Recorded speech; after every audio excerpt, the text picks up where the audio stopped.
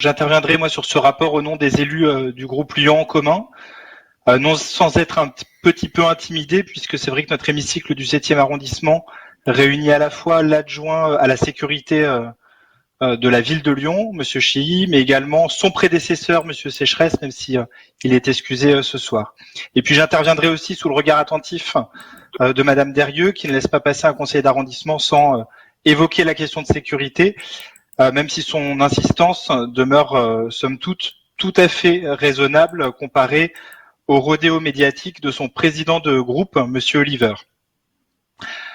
Donc nous examinons ce soir la stratégie de sécurité et de prévention de la délinquance de la ville de Lyon, et à entendre la droite locale ou certains médias qui leur sont assez proches, en 1 an et demi, depuis notre arrivée, la ville de Lyon serait devenue Chicago. Le nouvel exécutif est évidemment gauchiste, il est forcément laxiste, un peu flower power, et peu préoccupé par la sécurité de ses concitoyens. La ville aurait parfois, c'est ce qu'on semble lire dans les articles, sombré dans un chaos le plus total.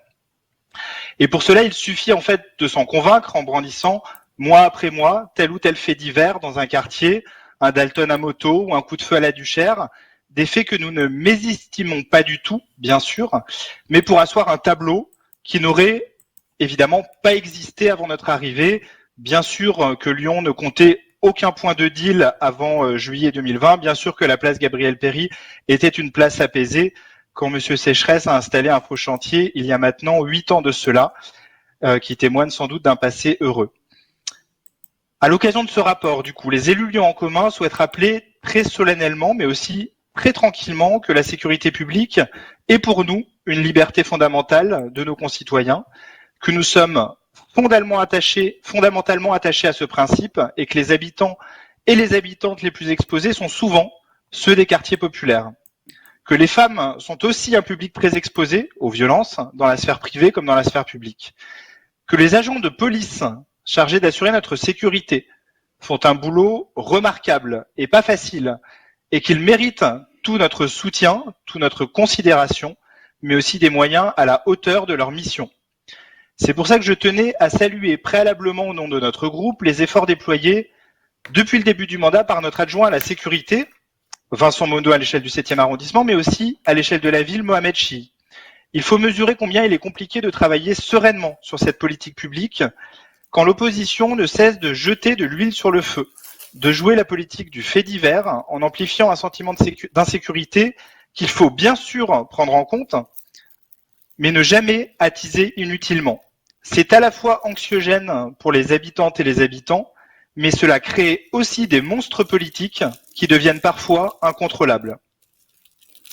Malgré ce contexte peu aidant, notre adjoint à la tranquillité, M. Chilly, a su travailler pendant son année d'installation à l'élaboration d'un nouveau document stratégique partenarial à 5 ans.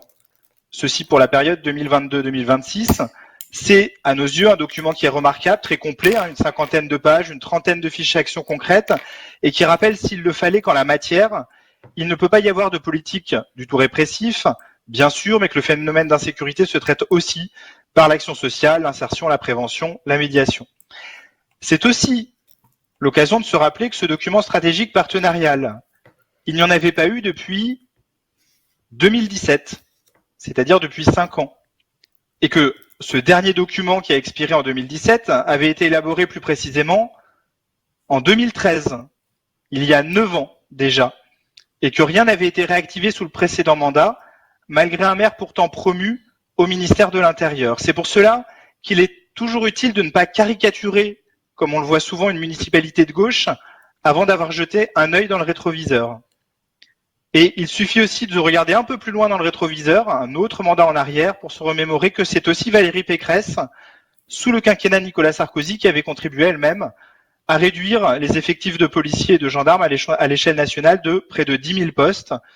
Madame Derieux s'en souvient peut-être. C'est dire que la question de la sécurité n'appartient, en tout cas, nullement à la droite. Maintenant, et rapidement, je voudrais porter une parole sur le contenu de la stratégie de sécurité. Car vu la densité du document, on voulait, avec le groupe Lyon en commun, faire ressortir quelques idées fortes, même si on va les développer avec un seul fil conducteur, c'est dire que Dire qu'on fait de la sécurité, c'est bien, mais se donner les moyens de la faire, c'est mieux, de manière à ne pas être dans l'incantation, mais bien dans la démonstration, par l'exemple et par les moyens engagés. Et donc, selon nous, la première avancée de cette stratégie pluriannuelle, c'est d'abord le soutien de la ville de Lyon aux actions portées auprès des jeunes et des publics vulnérables.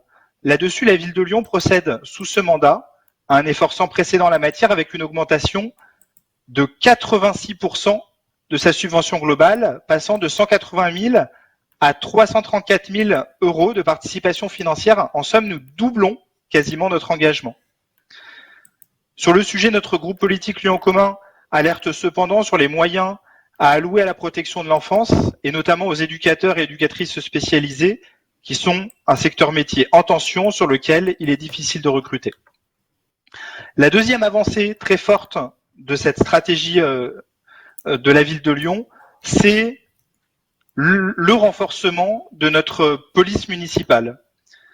Avant notre arrivée, notre police municipale a perdu une trentaine de postes entre 2018 et 2020. Pire, vous vous en souvenez peut-être, M. Collomb, à l'époque ministre de l'Intérieur, a lancé alors son fameux pacte de Cahors, qui plafonnait les dépenses de fonctionnement des collectivités, les empêchant tout bonnement de recruter. Comprenez qu'il nous appartient aujourd'hui de remonter la pente, en recrutant tout d'abord sous le mandat plus 20% de policiers municipaux supplémentaires, soit près d'une soixantaine de postes que nous souhaitons pourvoir. Et pour cela, nous allons revaloriser comme jamais l'attractivité de ce métier à la ville de Lyon avec une augmentation des salaires de nos policiers de 1 400 euros bruts par an à compter du mois de janvier 2022. C'est l'équivalent quasiment d'un 14e mois pour ces agents qui touchent comme les autres agents de la ville de Lyon un 13e mois, mais cette augmentation revient presque à un 14e mois. Ça revient pour l'employeur territorial que nous sommes à plus de 500 000 euros mis sur la table pour nos policiers municipaux. Et parallèlement à cet engagement pécuniaire, nous nous engageons aussi pour nos policiers municipaux à améliorer leurs conditions de travail avec la rénovation des postes de police et l'acquisition de nouveaux équipements. Et puis, au printemps prochain, M. Chilly souhaite également une réorganisation de la police municipale qui permettra de recentrer les policiers municipaux sur leur cœur de mission, l'îlotage, la proximité, tout en créant une équipe d'appui sur les secteurs en tension, et je pense notamment à la place Gabriel Péri. Donc à ceux qui ont douté, nous le réaffirmons ce soir, nous sommes plus que jamais aux côtés de nos policiers municipaux. Et puis la dernière avancée qu'on retiendra de ce plan d'action, c'est que nous outillons notre collectivité sur le volet stratégique. L'année 2021 nous aura permis en effet de recruter à la ville de Lyon de nouveaux professionnels à nos côtés. Je le rappelle, la droite locale pousse souvent des cris d'orfraie sur la sécurité, mais se positionne paradoxalement contre les créations de postes. Et outre les recrutements de policiers municipaux, nous allons déployer un observatoire de la délinquance. Un chef de projet a été recruté en la matière. Nous allons disposer d'un expert sur la prévention situationnelle, là aussi un recrutement à venir. Et nous allons avancer, ça a été dit, sur le plan d'action Gabriel Péri, avec là aussi le recrutement d'une chef de projet qui a été opérée l'année écoulée. En somme, chers collègues, jamais la ville de Lyon n'aura affiché de telles ambitions en termes de moyens pour la tranquillité publique. Preuve à l'appui, les postes et les enveloppes budgétaires de subvention qui ont été mis sur ce chantier général. Pour autant, nous mesurons combien cette discipline de la sécurité et de la prévention de la délinquance est évidemment complexe, et nous œuvrerons avec beaucoup d'humilité aux côtés des partenaires qui signent à nos côtés aujourd'hui ce partenariat stratégique. Gardons-nous par ailleurs de céder aux solutions toutes faites, au hocher traditionnel des partis de droite qui consisterait à planter des caméras de vidéo de surveillance partout, avec la quasi-certitude de mettre un terme aux problématiques d'insécurité. À ceux-là et aux apprentis sorciers de la sécurité, aux présidents de régions qui distribuent des caméras comme on distribue des petits pains à coût de dizaines de millions d'euros aux collectivités, je veux dire la chose suivante. D'abord, au niveau local, ayez en tête l'exemple de la place Gabriel Péri, couvert depuis des années par une trentaine de caméras de vidéosurveillance qui n'ont jamais résolu ces problématiques. Relisez aussi le rapport universitaire d'évaluation de la vidéosurveillance lyonnaise, mis sous le tapis par nos prédécesseurs en 2016, qui stipulait le diagnostic suivant. Je le cite. L'efficacité dissuasive de la vidéoprotection n'a plus trace aujourd'hui dans les discours de ceux qui l'utilisent au quotidien. L'expérience des acteurs utilisateurs rencontrés dans le cadre de l'enquête, qu'ils soient policiers, opérateurs, membres du parquet, amène ces derniers à remettre en cause la capacité dissuasive de la caméra. Elle est jugée dans l'ensemble sans grands effets sur les comportements malveillants qui tendent à s'adapter rapidement ou à être commis ailleurs. Prenez aussi connaissance de l'étude universitaire commandée non pas par Lyon en commun, mais par la Gendarmerie nationale sur plusieurs territoires de l'agglomération lyonnaise de 2017, de l'agglomération grenobloise de 2017 à 2020 et qui a été publiée tout récemment au mois de décembre. Cette étude confirme non seulement l'inutilité de la vidéosurveillance en termes de prévention avant l'acte, mais elle démontre aussi son inutilité en matière judiciaire. Je cite l'édition toute récente du journal Le Monde du 22 décembre dernier. Très court. Sur 1939 enquêtes, 22 seulement à avoir été élucidées ont pu bénéficier d'éléments tirés de l'exploitation d'enregistrements de vidéoprotection publique, soit 1,13% du total. Pour reformuler autrement ces conclusions avec une image d'actualité, le financement de la vidéosurveillance serait un très mauvais investissement vaccinal. Non seulement il est démontré que ce vaccin n'empêche nullement de contracter le virus de l'insécurité, aucun bénéfice avéré en termes de prévention, mais de plus, il ne permet quasiment jamais de soigner les victimes touchées par le virus, 1% seulement de rétablissement. Quel gouvernement, quelle municipalité investirait dans un vaccin comme celui-là? Quel contribuable ou quel patient, pour rester dans la métaphore, ferait confiance à un tel traitement?